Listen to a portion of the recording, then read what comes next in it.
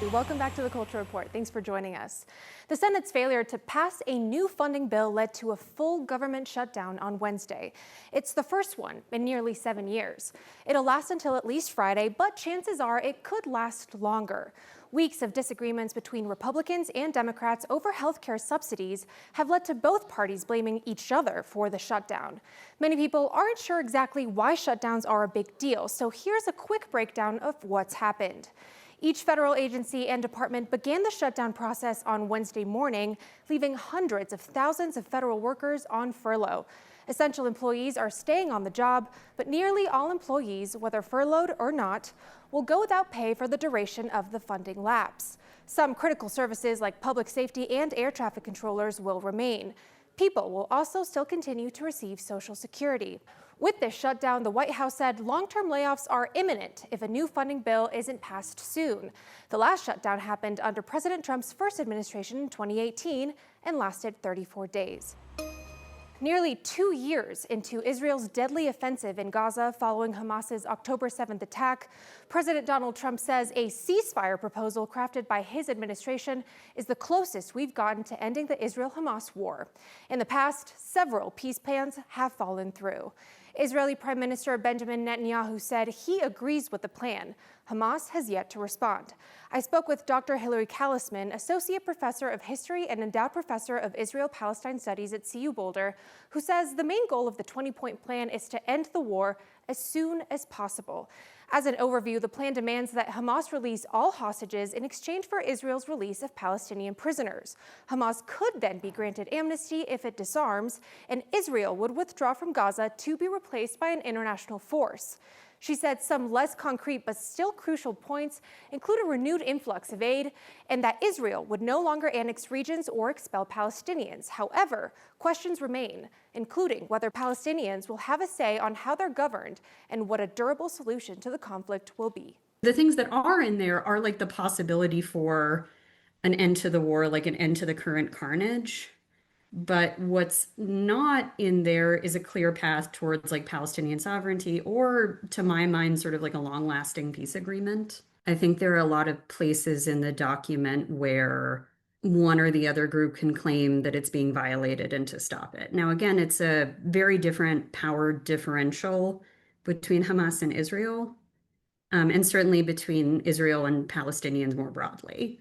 I also have very low expectations for Israel's current government to have a long-term solution to like the historical conflict.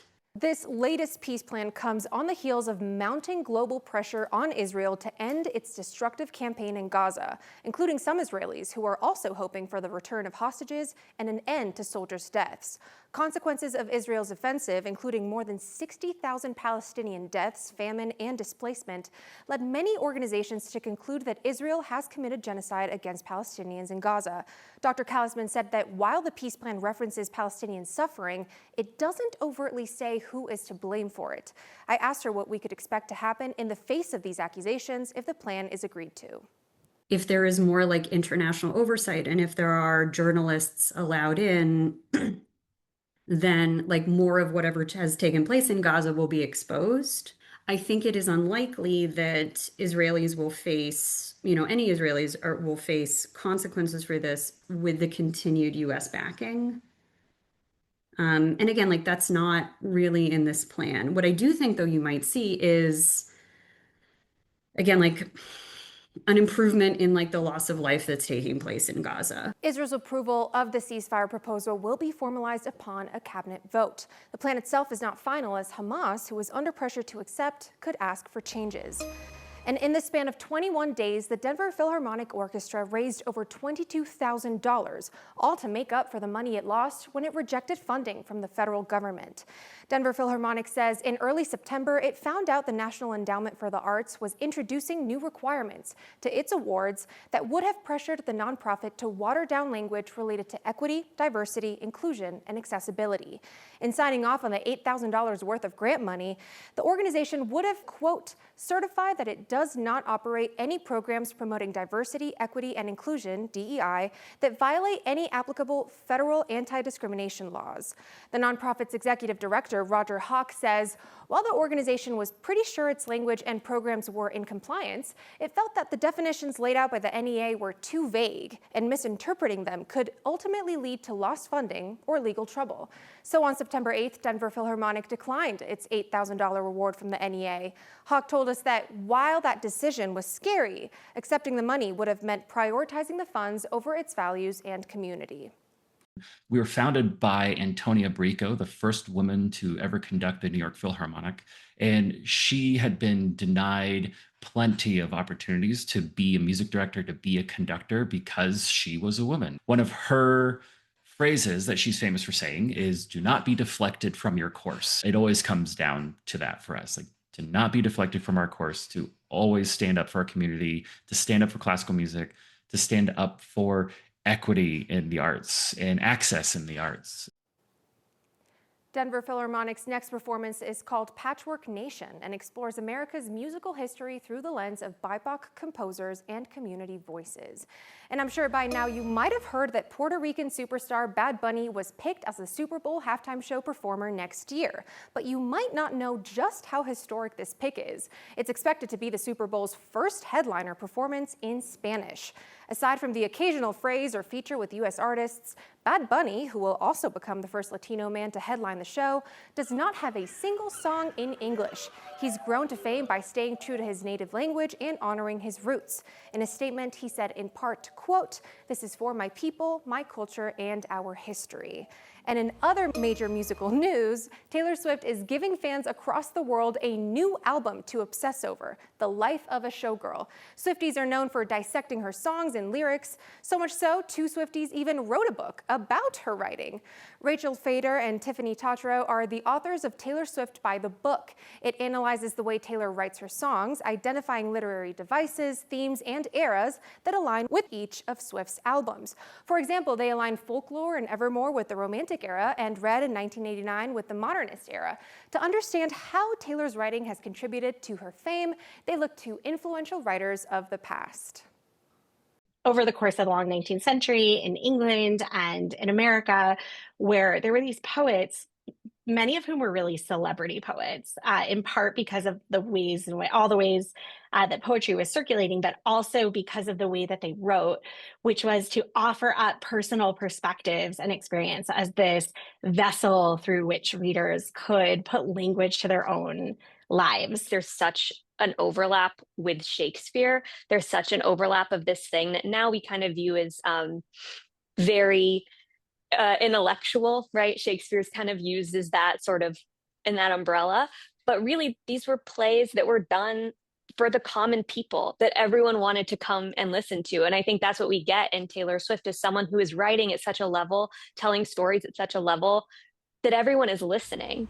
I'm here with the lead author of Our History, Our Voice, Dr. Loretta Chavez, as well as historians Dr. Maria Sanchez and Juanita Martinez Rocha. Thank you so much for joining us today. So this is a first of its kind book highlighting the history of Mexican Americans in Greeley. How far back does that history go? We started the book at the years of 1920, and it goes all the way to present day. We wanted to make sure that all of the generations were covered, and all of the older families that have been in the Greeley area for many, many years, we made sure to share their information, their contributions to Greeley. So that's wonderful. That's very important work. What can people expect to be in the book? Can you kind of give us a breakdown of what's in it?